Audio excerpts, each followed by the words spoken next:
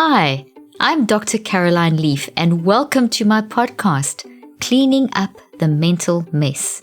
Each episode, I sit down with mental health and wellness experts and share simple and practical tips and strategies to help you take back control of your mental health and live your happiest life. In this episode, I interview world-renowned leadership expert John Maxwell on how to lead a business, family, and organization during this crisis. John also shares some great tips on how to learn to love failure and use it to your advantage, how failure and success are not opposites, and how he is managing his mental health during quarantine. We also discuss the neuroscience behind leadership and how to hack your mind and brain to be a better leader in every area. Thank you for choosing to listen to my podcasts each week. If you enjoy listening and want to help me out, I would love if you could take a few minutes to subscribe to my podcast, leave a 5-star review, and share episodes with friends and family. Also, keep sharing on social media and tagging me. I love seeing what resonates with you guys, what you found interesting and helpful, and what you want to hear more of. For more mental health tips and techniques, tune into my weekly live Q&A sessions, follow me on social media, just look for Dr. Caroline Leaf on all platforms. Now, on to today's podcast. Before we begin this episode, I want to check in with all of you. How are you doing? How are you holding up? At a time like this, it's vital to focus on your mental hygiene and health. Anxiety, stress, worry, fear, all of these can really weaken your immune system and affect how your brain functions. If you find you are struggling with your mental health or you just can't seem to feel happy, then it's time for mind management. It's time to detox your brain. That's where my new 21-day brain detox app called Switch comes in.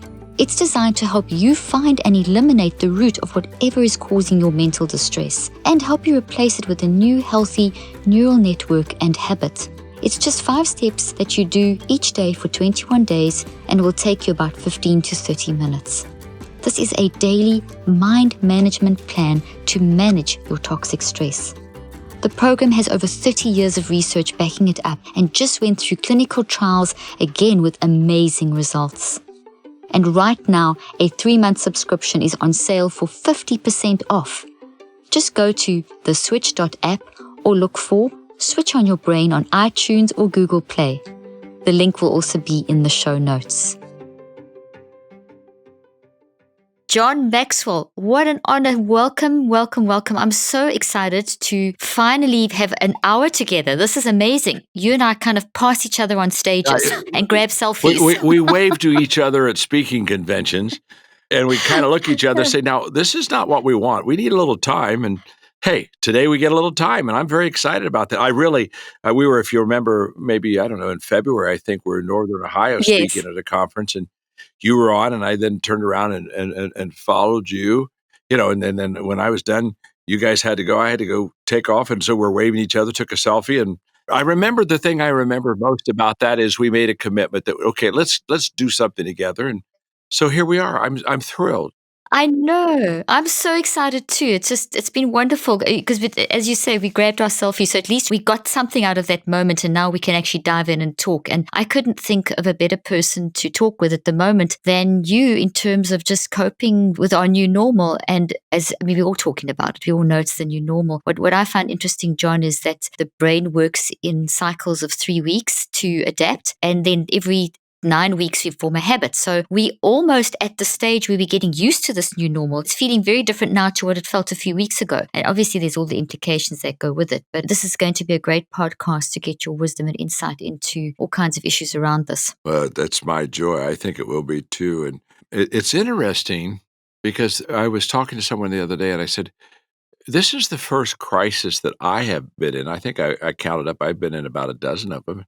I mean, that's only because I'm 73. I'm an old man, but I've been in a lot of them. And this is the first crisis that I have been a part of that I feel, because of the longevity of it and the quarantine and the home stuff that's happening, I feel that we're having a long enough crisis that people are going to develop habits out of it. Yes. And I find, and of course, I shouldn't be speaking on that. That's something you would speak on because you're You're the pro, and I always Mm, enjoy being with you, and I always enjoy listening to you. Although I will have to admit, without any question, you're brilliant. Oh, I think No, you. there are times when I just think, okay, I need you to just bring it down for people like me just a little bit more because I mean, you just are, and I just I Oh, always you're kind of sweet. want to give you a standing ovation for not only for your content, but you're just very brilliant. You really know what you're doing, and you know your profession, and you know it very well. And I always admire that. But I do think that habits are being developed in this crisis that are going to really change people. And I think some of them are probably good habits. I think some are bad habits. I mean, with the time that we have now, I mean, think of kids doing online work, and Mhm. and all of a sudden this kid who's been in college for 2 years and now they're home and they're doing their classes online and they say to themselves, well, you know what? I could stay right here and do some courses. And I Mm. think that, the people that commute for maybe in cities for an hour each way, have long commutes, all of a sudden are saying, "Boy, working at home sure is a better use of my time." I just think it's gonna be interesting the habits that are formed and the changes that we're gonna make just because the crisis lasted longer than usual. It's such a good point and so relevant. And thank you for your very kind words. I just want to say I'm very, very honored. Coming from you, that was massive. And I feel the same about you. And you're absolutely brilliant. You have certain pearls of wisdom that you drop, and I don't even know if you realize how much impact they actually have. And I find myself often quoting John Maxwell says, so you have these really great things. And there's something you actually said at that conference. You said many things, but that really stood out to me. And I thought it might be a good place because we were just talking about this habit thing and how we're changing. You said, yesterday ended last night. If you cannot get over something, you're trying to leave something rather than go to something. That is so powerful and so relevant to what we see happening today. Yesterday ended last night. If you can't get over something, you're trying to leave something rather than go to something. That sounds like a really good piece of advice for us at the moment, John. I don't know if you agree or not. Oh, I do agree completely. I think that there's a lot of uncertainty right now. So I deal, of course, in the leadership field all the time, and Yes. leaders love to give direction and pave the way. That's what they're supposed to be doing. But Mm-hmm. with uncertainty, I'm telling leaders you have to lead differently. So I mean, when people are asking me questions, a lot of times I say, "Well, I don't know. I'm as uncertain as you." I mean, you can't Google COVID-19 and ask how long are you going to last. You know what I mean? Exactly. So there's a lot of uncertainty. But what I share with leaders is it's okay to be uncertain. It's just not okay to be unclear. Oh, that's good. It's okay to be uncertain, but it's not okay to be Yes, unclear. Beautiful. absolutely. And so, am I uncertain? Yes. Am I clear? Very. And my clarity comes from very simple. In a crisis, you want to be very clear on what to do right now. Today matters. Mm. Today matters. Next week, Mhm. the crisis moves, and it's the moves are many times unexpected. So if I'm trying to lead 2 weeks out, the odds are very high that whatever I'm doing is not going to be very effective because it's going to be missing the mark. But I can lead today. And so what I share with leaders is lead right now. The only time you have is right now. And one of the things and there are several things I'm doing, but one of the things I'm doing is I'm asking people to ask themselves 3 questions right now, Mhm. today. One is, what is my responsibility? Number 2 is, what are my priorities? And number 3, what are my possibilities? And for example, my responsibility right now is obviously to, take care of my family, take care of myself, some of the very basic things that hopefully we're all doing. But then I look at what are my priorities, and I look at where I am right now, and what's the thing that I can do that can give the highest return. For example, being on your show is something I really wanted to do because, I can't travel to someone. You can't travel right now, Mhm. but we Mhm. can be on this podcast. And Mhm. so to me, I listed people like you that are high influencers that I greatly respect and say, okay, Thank you. let me see if I can line up with these people so that I can get my message out with them and through them and for them and that we can get it out together. So that's one of my priorities. So what the priority basically is, what is something that I can do now that's important to do that gives some kind of a return? And then my Mhm. possibility, what are my possibilities? All of us have something, or would hope all of us do. Maybe we don't all, but Mhm. most of us have something that we've needed to do or we wanted to do, and we just maybe haven't had the time for it. And all of a sudden, for me, since I'm not traveling, I have time available to me that I didn't expect. And so I look and one of the things that I'm committed to is transformation of lives through teaching values. And so we are now our companies are in three countries. We're going to go in two more countries this year where we are invited in by the president of the country, and we go teach values in what we call transformation tables, small groups, and with the basic thesis that if people learn good values and start to live them out, they become more valuable to themselves, and they become more valuable to others, and they get what I would call a values or a transformation lift in the country. So I love it. while I'm having my, quote, time that I wouldn't expect to have it, I'm laying out an 18-month transformation track for transformation in America. We've been doing it in other countries, but here's the point. I didn't expect this time. So because I have this time, I can lay out the transformation track. I can write the book that I wanted to do on Change Your World, which is a transformational book. And so what are my possibilities? What could I do that maybe I've wanted to do but have never gotten to get to them? So leaders, I think that they talk in terms of that. So, people can say, okay, I got this. What's required of me? What's my priority? What's my possibility? And by the way, do it now. Do it today. We over exaggerate yesterday and we overestimate tomorrow, but we underestimate today. And I think leadership right now in this crisis is basically getting people to focus on the day, because crisis causes distraction, as you know. And distraction is the opposite of traction. Traction, when I have traction, it means I'm moving forward, going to some desired destination. When I am distracted, I'm moving away from that. It's the exact opposite. I'm moving away from that. And so I think one of the great things that leaders can do right now with their people is to help them focus on the moment and today and the now, which really helps people not to be so distracted so easily. That was just so good. I'm just loving every word you're saying. And you've answered about 20 questions in one, and you did it so beautifully. And that was exactly one of the quotes that I was going to say. I'm going to read it back to you. We over exaggerate yesterday. We overestimate tomorrow. We underestimate today. And that is just absolutely brilliant. And what you're saying, we really need to think about that, because we can get so stuck in over exaggerating yesterday. And with my work in clinical experience and research, we see what that looks like in the brain, John. It's unreal how people, when you get stuck, your brain is not designed to be stuck or structured to be stuck in the past. The past is a fluid moment. In fact, we're always in nowness. If you really look at how the brain and the mind function, we're always in a state of nowness. So present, past, and future actually just blends. So you're teaching us how to stay in the now moment now is so very, very powerful and will optimize brain function. And you said something else. I'm just going to throw in the brain science, because as you're talking, I'm just seeing it all happening. Is that okay with you? Do you want to hear some brain science around what you just said? Oh, I'm loving what you're saying. For example, I didn't know that about the brain.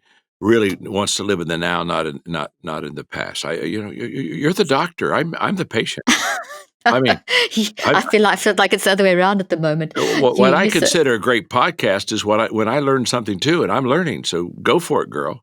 Well, we're both teaching each other here. How's that? I'm learning so much too. That's a deal. Big deal. Oh, it's a good deal too. Well, you spoke about teaching values in countries, and I just smiled because, as you know, all over the media, how are we going to transition back and what is going to happen? And people are just getting so caught up in you've got to plan for the future. I mean, I know you're not saying don't plan for the future, but we are over-exaggerating what's happened in the past. We are overestimating tomorrow, and we're underestimating now, because tomorrow is dependent on today. And if we live in tomorrow, we can't function today. Because I know you know that, I'm preaching to the choir. But in terms of those values that you're teaching, it's such interesting. There's very interesting quantum physics research that shows that we are literally immersed in values. And so, John, a value has a mathematical and quantum equivalent. And quantum basically means energy. And we are at our most basic level, not lowest, at our most fundamental level, we are energy beings. We've got this energy that is connected to a supernatural source, which a lot of us believe is God. And that energy, the quantum physicists, there was actually a group of physicists that won the Nobel Prize for ways of understanding gravitational fields. And gravitational fields are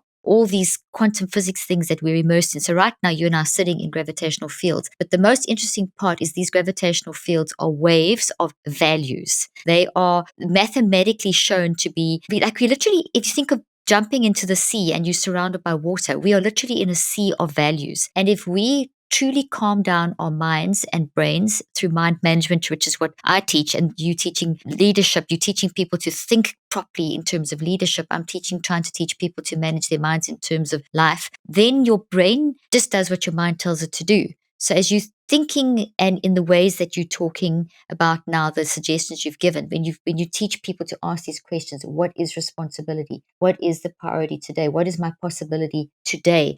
You are immersing yourself in the nowness where the power resides, and you actually get tune into the values that are all around you in ingredient form. And you literally can choose those as you respond to your 3 questions. What is responsibility? What is priority? What is my possibility? You're drawing on those values and baking a cake. You literally are baking cakes for the future. I mean, that's such a silly analogy, but it works. Anyway, so there's some quantum physics science there for you and some brain science backing up everything you've just said. That's so vitally important. Thank you. I've always felt values were important, but now I've had my values validated. Well, I like your crisis. It causes distraction and we need action. And you just given us the steps of how to get into the action. I love that. When you were talking about Today Matters, that whole process, one of the things I teach is, Dr. Leaf, is that if we prepare correctly today, we don't have to repair tomorrow.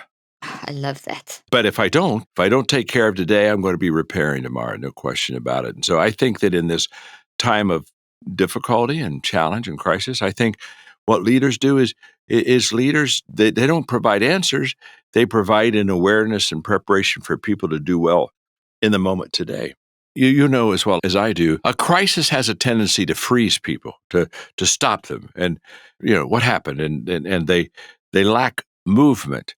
And that's just the way we naturally react when we're not sure what's happening. And one of the most important, I think, activities of a leader is to get the people, again, moving, and focusing not on standing still, but focusing on taking action so that they can occupy themselves and their minds with things that are going to be possible and probable for them. And so you can't go out 2 weeks and get people to move, but you can equip people for today and get them to move for today. And then the next day, you just keep doing it until we're through the crisis. I love that. So the whole focus, because I think people are getting so stuck in the future that they've completely skipped over today. Totally. I completely agree with that. All this anticipation of when we get the vaccine, when we get the antiviral, when we've got the economy open, when. So we've become a bunch of when-we's. That's exactly right. Mm-hmm. And we need to be in the now moment and equip ourselves for today and find the action for today. So with those questions like what is our responsibility, what is our priority, what is my possibility for today, applicable obviously for a leader, but an individual at home, a parent, a child, the teacher, whatever, whoever at home now as well, because we're all in essence some sort of a leader, aren't we? Oh, absolutely. In fact, don't underestimate the just the value of doing the basic things that allow you to show love and care and respect and just don't miss out. So many times I think we look for something big and we miss something that's very obvious. I think what's going to happen is we're going to be kind of isolated, social distance for a period of time. And I think that when we come through it, there are going to be people that look back at this negative and they're going to say, I really took advantage of a difficult time in my life. I maximized my time, and it was something I hadn't planned on. It was something I didn't even choose, but I really did well. I exercised, I ate right, I had time to love people that I don't usually get. I did a special project with my children that we hadn't gotten to.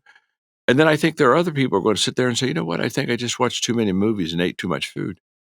And I think that there's going to be kind of an aftermath of when we come through this, of which we'll look back and say, did I take something that was different and difficult?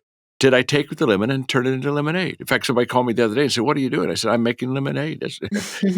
and, I love that. In fact, while I'm talking to you, just to keep myself reminded of what I'm supposed to do, I have a little saucer here and I've got 3 lemons in it and I got a glass of lemonade. I literally do. And That's fantastic. yeah, I've got the visual right here. I'm right beside. I can touch them both, and usually every day I'm handed a lemon. I mean, life is always a little bit difficult, so I expect a lemon. But in a crisis, you get several lemons. You get, you could maybe we get drowned in lemonade or drowned in lemons. But the good news is that if you're handed that lemon and you got a lot of lemons, you can make a lot of lemonade. So I'm thinking about starting a lemonade business and just kind of, hey, this may I be my love that. this may be my 8th company, you know what I mean? I'll franchise lemonade out, you know what I mean? Away we go. But here's what I know. I love it. A lemon by itself, we go, that was a lemon. The car was a lemon. That was a lemon. That whole process is. But I take that lemon and I say, now, what can I do with this that'll bring me great value? And I make lemonade. And I just think so many times we focus on the lemon. I did a talk the other day called Feed Your Faith and Starve Your Fears. And it was all about that we both have, of course, now I'm in your world, so you're going to help me. You're either going to validate me or you're going to say, John, you need to come and get a course under me. But I think, I don't think I can get rid of fear. I think I can reduce fear, but I think I have fears. I have questions in my life. Yeah, it's very So I mean, normal. in fact, somebody told me that it really didn't have any fear. I honestly would not. I would not be sure if. Well, I would If they not were think they were truthful. truthful with me for sure. And but the point is, I have negative emotions like fear, but I also have positive emotions like faith. And Mm-hmm. so I think the question is, which of the two emotions is dominant? Which one is the stronger of the two? And I think what happens in my simple lay terms, not in your brilliance, but in my lay terms, I think what Yours happens is brilliant. is here's what I think. What you focus on, what I focus on, expands. So Mm-hmm. to me, if you want your faith to increase, you focus on your faith, and it expands. Focus is faith food. It increases it, just as if I focus and get over all my fears, I think that expands. And so the question is not, do I have both those emotions? The question, which one is dominant? And I think if you look at the news and you look at so many of it, they play off of emotion and fears. And I think that many people are focused on the wrong thing. And so therefore it keeps expanding. And I just think we make that leader shift, that mental shift over to focusing on the things that are good and are helpful and positive and add value and focus there and increase that side. Now, tell me, doctor, do I assess that? Do I assess that right, or do I need to go to 101 psychology school or something? No. You just got your PhD. I just gave you another Oh, did I get a PhD. So it's now? yeah. Now, You did that so well. wait! You have no. You got to understand. If you give me a PhD, I may go around quoting you. I may tell people I have a Dr. Leaf PhD. Yeah, There you go. so now you have to understand. I could claim that real quick because Why not? why not? Hey, I'm going to have So to pay you for this podcast before we're all over. I'm going to owe you something. That's, but that's how that- I think. I don't know if I'm it's sure that. brilliant. Well, I don't. It's brilliant. It's brilliant. So here I'll give you the brain science behind what John has just said that is absolutely outstanding. Basically, fear is part of us, and fear is just a big umbrella term for a bunch of all the reactions that we have to the experiences of life. And life is a bunch of up and down. So we are going to have fear experiences. It's very normal to fear a virus we don't understand and an economy that's going crazy and all this isolation, all the things that are going on and all the things we can't predict. So it is a very strong, powerful thing inside of us, because what it does is when fear in our mind creates a shift, it moves you out of homeostasis. Once you're out of homeostasis, that's when you can actually start growing. So fear is a part of growth. So it's totally true. If you're just going to always be in your comfort zone and you're going to always just be everything's fine and even pretend to yourself that it's fine, which causes brain damage, because at a non-conscious level, no matter how much you kid yourself consciously, your non-conscious level, which is the spiritual part of you, the biggest part of you, knows the truth. So that the conflict between the conscious and the unconscious creates brain damage anyway. So fear is part of us. It is a very powerful motivator that creates imbalance. And immediately, because we design for balance, we need imbalance to get back into balance, but it's another level of balance. So the fear moving to faith is taking you from an imbalance to another level, a higher level, if that makes sense. So when you talk about that being normal, one of the things I teach a lot, John, and I know you've heard me teach this, is that we have to embrace and face our stuff. We have to embrace, process, and reconceptualize. So in the now moment, those are the things that I would say is embrace the fear you're going through. Embrace that this is actually creating this disturbance, this uncertainty, which you would see in the brain very clearly as the energy going into a waterfall kind of way instead of in a nice wave like on a beach. That is good though. If we embrace it, we can actually use that energy and find the next level of growth. If we sink under it, then we drown and we actually create damage in our brain. But no matter how bad it goes, because there are times we are going to submit to the fear and we're going to drown, but our minds are so strong that we are able to stand back and see ourselves drowning and pull ourselves out again. It comes from recognizing that resilience in us. So I embrace fear.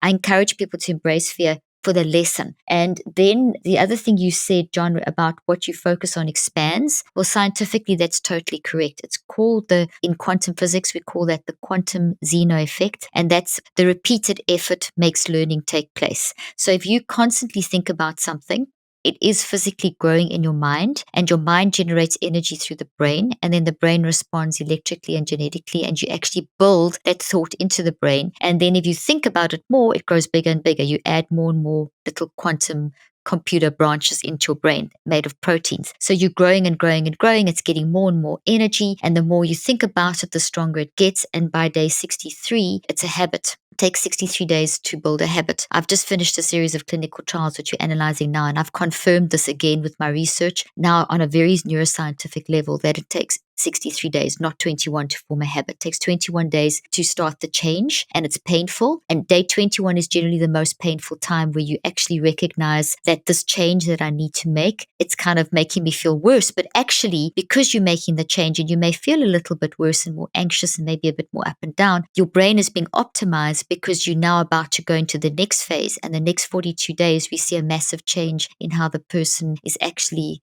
coping and building this into a habit, and the changes that then are implemented that we see in the person's life start happening. So you're totally correct. There's a whole bunch of science behind your statements, and that was just a few of the things. Wow. So good job, John.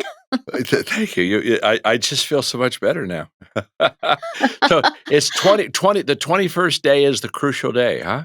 It's very crucial because, well, both are crucial. There's a lot of crucial time points, but the two that are very highlighted are your 21st day and your 63rd day. And a lot of people will give up around day 4 and day 21 because it's very hard. Those are two very hard days. But once you push past day 21, where you've built your long-term memory, you're then starting to stabilize, automatize, habituate, all these fancy terms, but basically build it into a habit. And that takes another 42 days. And that doesn't take as much time as the first 21. So it gets worse before it gets better. And this is where people get very frightened. John, we're in a day and an age, and I'm sure you can agree, this modern era is all about remove discomfort. Yeah. Don't embrace this. Whereas you and I grew up in a time when it was a little bit different, and it has shifted. The last 30 years, there's been a shift with the introduction of positive psychology and just general biomedical model to humanity, which means looking at us as robots. It's taken away that very real part of life, which is we have our ups and our downs, and it's really okay to have them as long as you use them to move forward and you don't get stuck in them. And I think that's what you're trying to say. When you focus on the now moment, you actually can manage the now moment and move forward. Yeah, I am. And it's very interesting because I was reading on values. The article basically was values of today. And one of the values was comfort, I want comfort. And another value is I want what I want right now. And when you think of some of the values, one of the crisis we're in just gets worse because there's no comfort here. And it's not going to get over quickly. So the desire to take shortcuts isn't going to happen. And I think one of the benefits of a crisis is that if we allow it, it really develops within us some character traits that will help us and serve us very well, down the road. Oh, I totally agree with you, John. I totally agree. John, you know what? I would love us to transition now to that cycle of success because it just seems such an appropriate time for you and relevant to what we've been saying. And it's utterly brilliant. Can you talk about the cycle of success? I'll be glad to. I'm privileged. About 10 years ago, I founded a coaching company.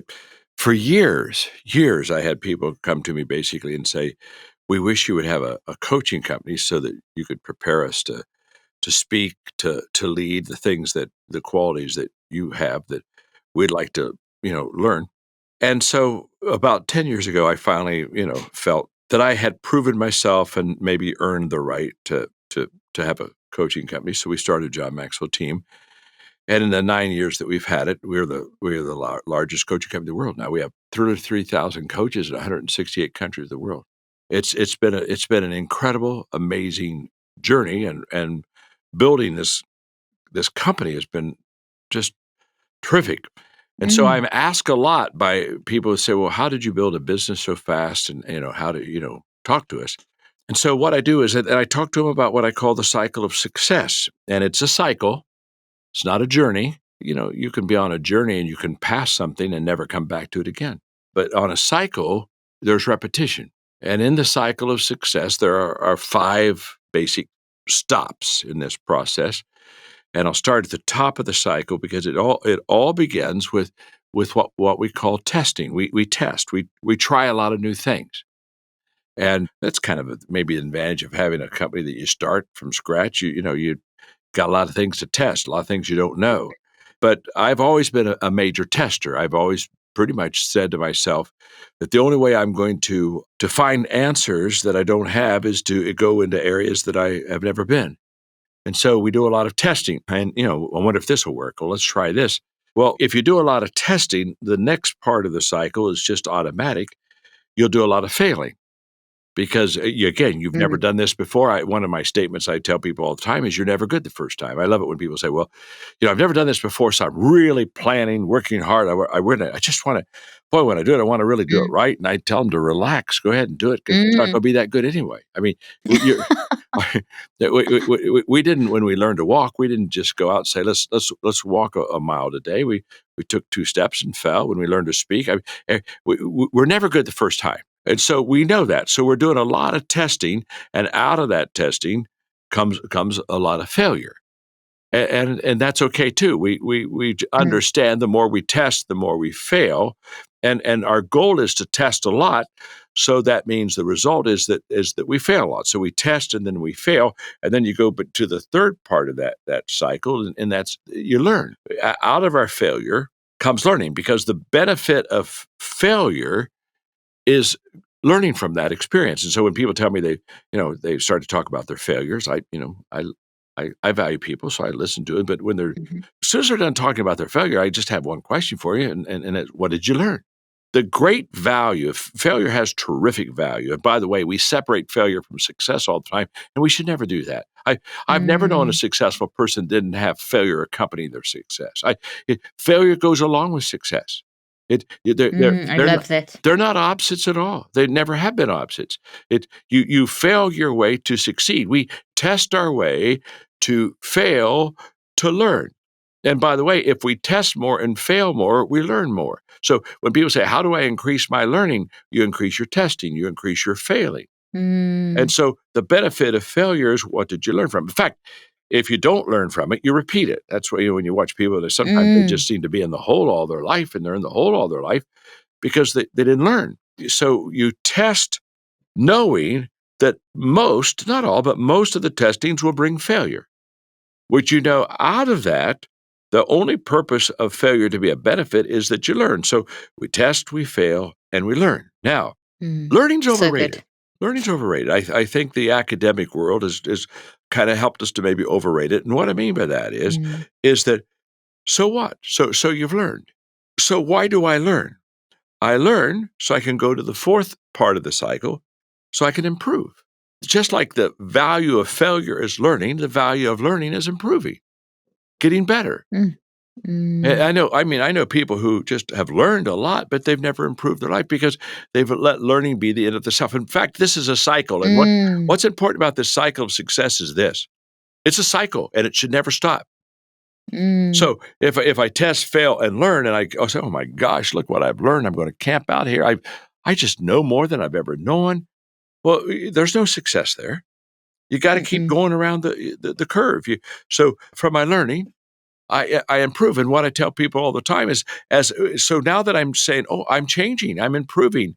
Well, after what do I do when I improve? What do I get to do in the cycle? I get to re-enter. I get to get back in the game now. Okay, well, I've gotten better. And what I tell people all the time is, don't re-enter until you've improved. Oh my gosh.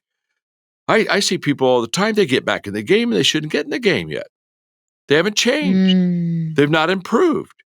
They've not gotten any better. So every part of this cycle, Dr. Leaf, leads the way to the next part. And I can't go to the next part without doing the part previous right. So I test and I fail. And so my testing sets up my failure. My failure sets up my learning. My learning sets up my improvement. And my improvement sets my re-enter. I get to get back in the game.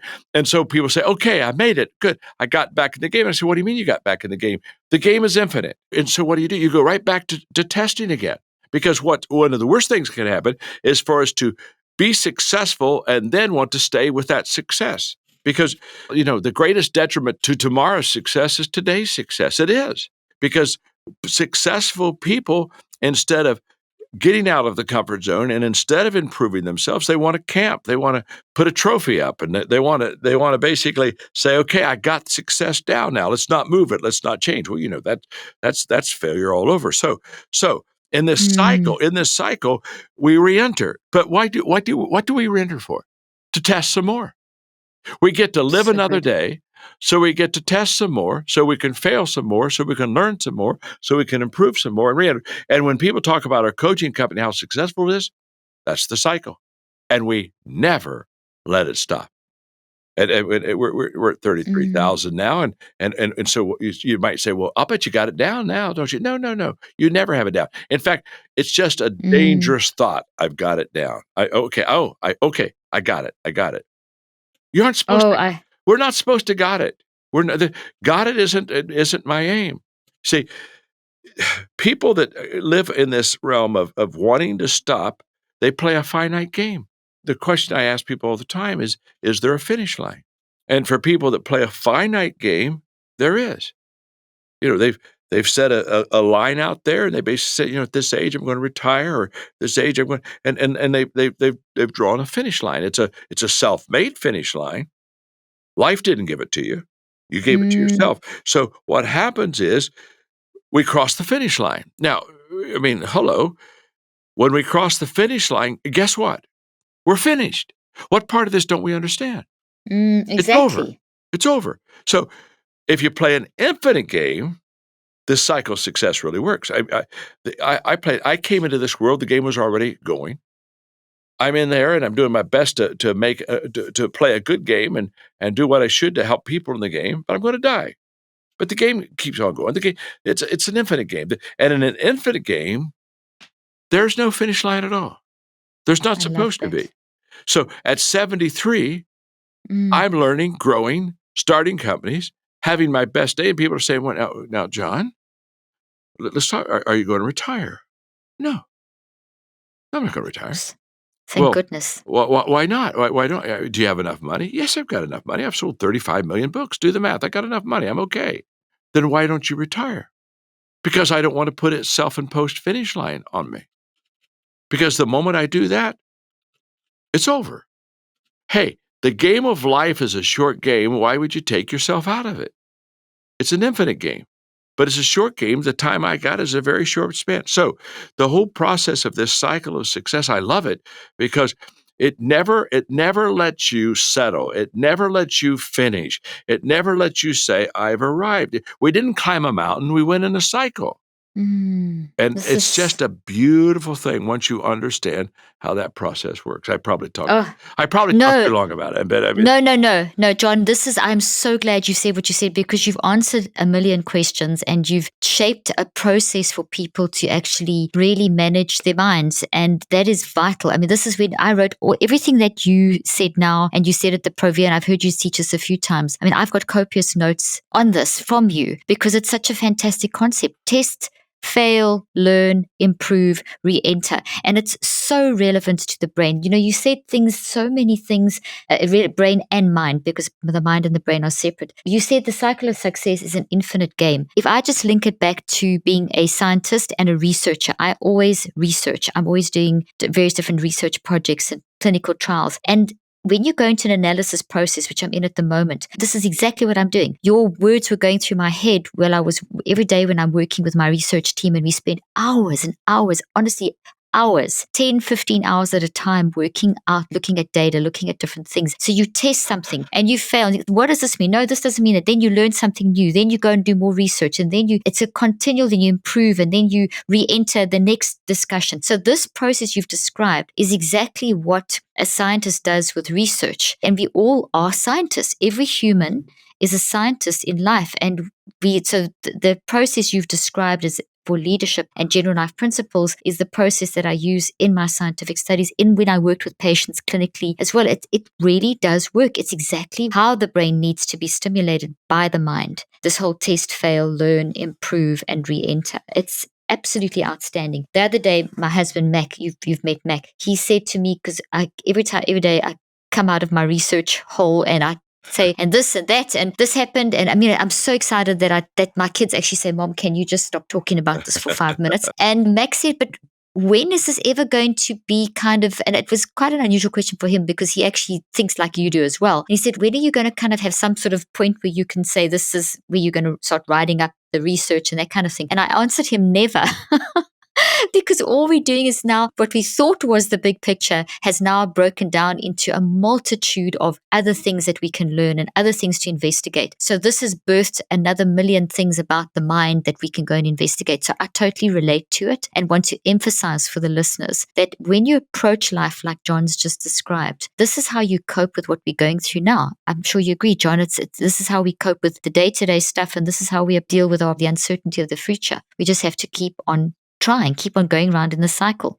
That's just true. I think it's true. It's just what I love is I just lay it out in my simple terms, and then you come behind me and you just bring brilliance. I just need you around me a little bit more. I think, yeah, I feel the same. I need you around me. I think you and I are going to start something together, John. Oh my gosh, would that be fun? And we tell people every day now, you want the simple version or do you want the brilliant version? And because that depends on who we send to speak for you. But exactly. It's helpful. It really is helpful. So basically what you do is you validate what I think, but I don't have any proof of it. But you're no, but you do.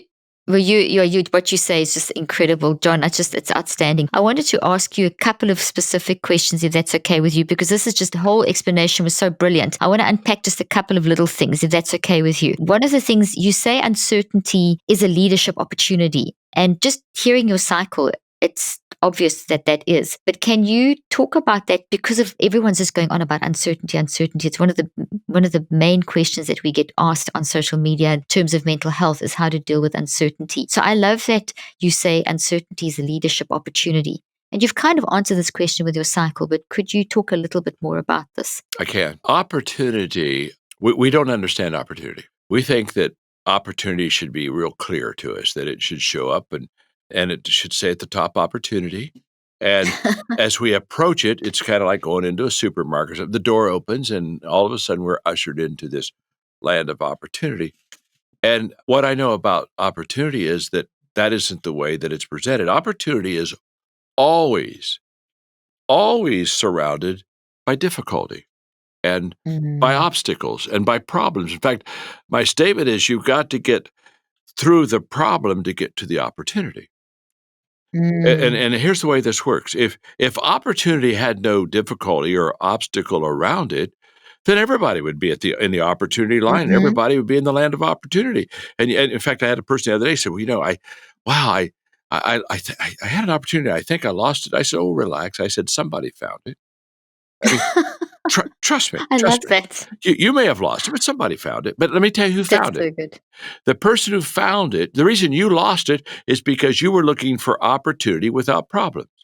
The person who found it embraced the problems, knowing that on the inside was where the opportunity was. That's the same with a crisis.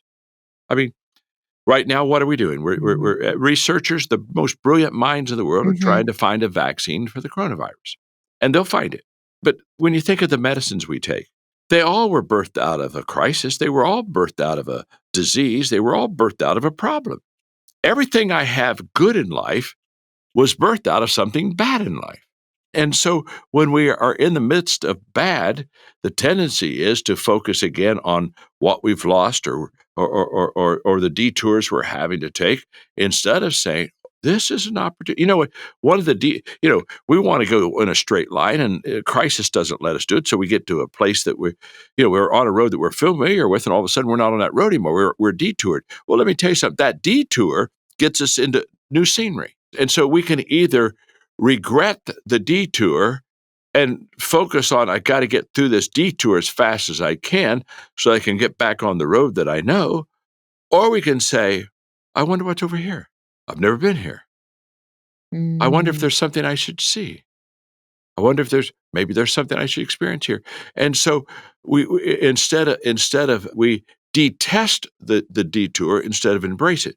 And I can promise you, crisis moves us out of our comfort zone. Here's a statement I make that I think is just a true, powerful statement. And that is, everything I want and everything I need to reach my potential, okay, everything I want, everything I need to reach my potential, is outside of my comfort zone.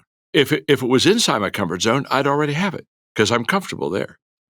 So everything I want, everything I need in regards to my potential, it's outside my comfort zone. Now, how am I going to get outside my comfort zone? Well, sometimes we willfully, intentionally get out of our comfort zone and make ourselves, but the fact is the crisis takes everybody out of the comfort zone. Everybody. So it's already blowing us out of the comfort zone. Now the question is, since we're in something new, what can we learn? What can we embrace? How can we grow? Where's the opportunity? It's there. One time I was in a conversation and they were talking to me about creativity. And they said, what do you think is the main characteristic of a creative person? Now, you do a lot of research, so you would have a better answer than I would. But my answer, I said, I think the number one quality, characteristic of a creative person is that they believe there's always an answer. I love that. See, if I believe there's always an answer, I'll do my research. Honest to God, why would I research? Why would I research if I didn't believe there was always an answer? Why would I get to a dead end and think, okay, there's a way out of here? I know there is. I just got to see. It's the knowing there's an answer that keeps us in the creative game. And so if I don't believe there's an answer, I'm out of it. Why would I spend time doing something that has no end to it, that has no answer to it? So all of these things to me kind of come together. And so to me, these days are days for me to be awakened. These are days for me to get out of my rut. These are awareness days. These are days that I'm going to be aware of things that I have never been aware of before. And so if I take that path and that spirit and attitude, trust me, I'll thank God for the detour. Somewhere on that detour is an opportunity. I'll find it. And I think that if I begrudge it, I'll miss it.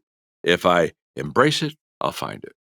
That is absolutely brilliant. I was interviewing an epidemiologist the other day, and John, what you said is just thank you. And he said something that struck me as very powerful and just underscores what you're saying. And he said that for the first time in history, humanity is collectively facing the same enemy. We're at one of the most powerful points in history where we can stand together and embrace this uncertainty and find the way. And John, where it's happening the most, and I always say this, it's with the scientists. The scientists are the grown-ups at the moment in this whole thing. The politicians and things aren't doing so well. There's a little bit too much infighting going on, and there's some good ones, obviously, amongst the bad ones. But the scientists, they are collaborating across borders. There's not this, I need to get my name out there, get my name published in fame and glory. It's all about, I've discovered, how can I get this to the rest of the scientific community globally as quick as possible? It's cross the desire to embrace the problem and find that solution, and is actually leading the way. The scientists, in my opinion, are leading this crisis because they are crossing boundaries, belief systems, culture, everything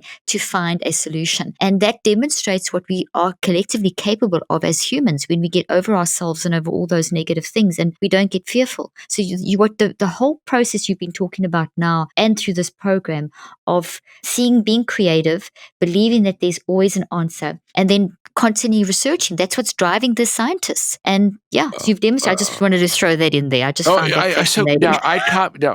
Again, tell me if I did this right, because I put it in my language and it's much. You did so well. No, but on the crisis, you said when you were talking to your friend, he said that one of the, values or advantages of the crisis is that we all have the same enemy. Is that what you said? Yes, he said, so this is the first time in history that humanity has collectively faced the same enemy. We're all facing the COVID virus. No one is exempt. And it's the first time in history that we're all facing. Every single human on the planet is facing the same enemy. So it's like we've been brought down as humanity. We've been brought to our knees. It's a massive, massive shift. And it's a privilege, I believe, to be part of this shift. It's a creative shift that's required in humanity at the moment. And yes, there's all these problems along the way, financial and death, and which are terrible things. But when we collectively stand together, we can, as you said, we can find the opportunity. The uncertainty, if we go through the problems, we're going to get to the answer. We're going to get to, and then that answer will tell us we've got to start the cycle all over again. Yeah. That's a great statement. I've already got it in my quote file. But that is a great statement because it's great, and it's very true. It is. It's a doc. Yeah, I'll send you the name of the doctor as well who quoted it. I quote him all the time now. He's actually one of the people on my advisory board, and it's a great statement. Well, no wonder he's on your advisory board. That's with him right there. One of these days, I may arrive on that level. I need you on my advisory board too, John, desperately. I need your wisdom. I just kidding. I'm giving you a hard time, but I've loved our time together. My God. Oh, so have I. It's been amazing. I hope we can do this again together. It's just incredibly. I promise. It's incredibly. Oh, that's wonderful. It's just so uplifting, and I feel like my mind is working, my brain is learning. It's just been incredible. John, how can people find out more about you? Okay, I'm not very technical. I just think if they go to johnmaxwell.com, they'll find everything. They'll find everything. I've never even gone to my own webpage. I pay no attention. You know nobody. I'm the Neanderthal man. I have great people.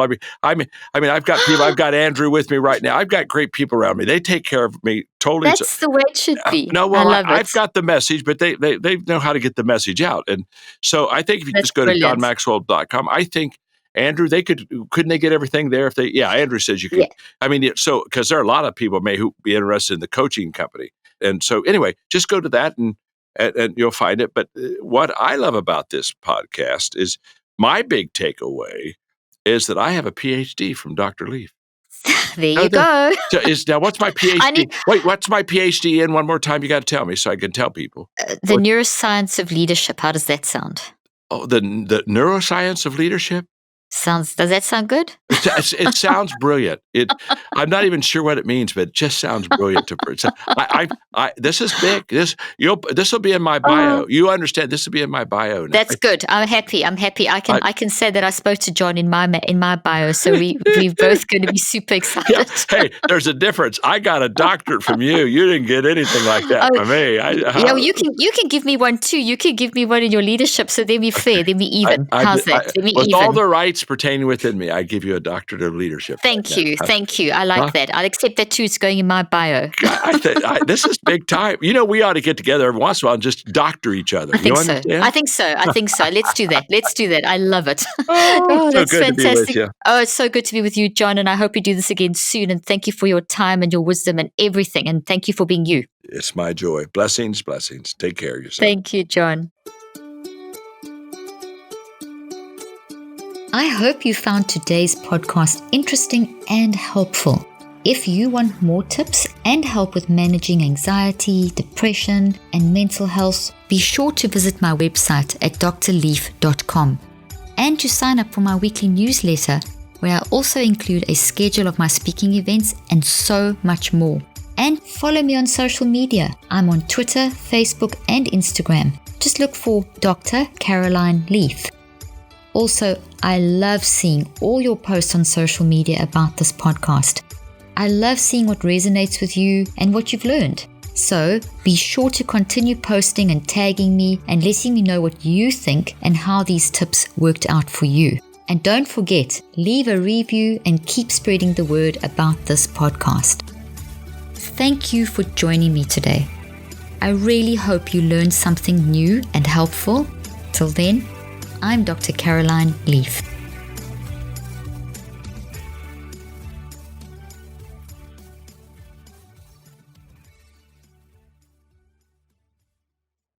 This podcast represents the opinions of myself and my guests. The content here should not be taken as medical advice. The content here is for educational and informational purposes only. Please consult your healthcare professional for any individual medical questions you may have. While we make every effort to ensure that the information we are sharing is accurate, we welcome any comments, suggestions, or corrections of errors.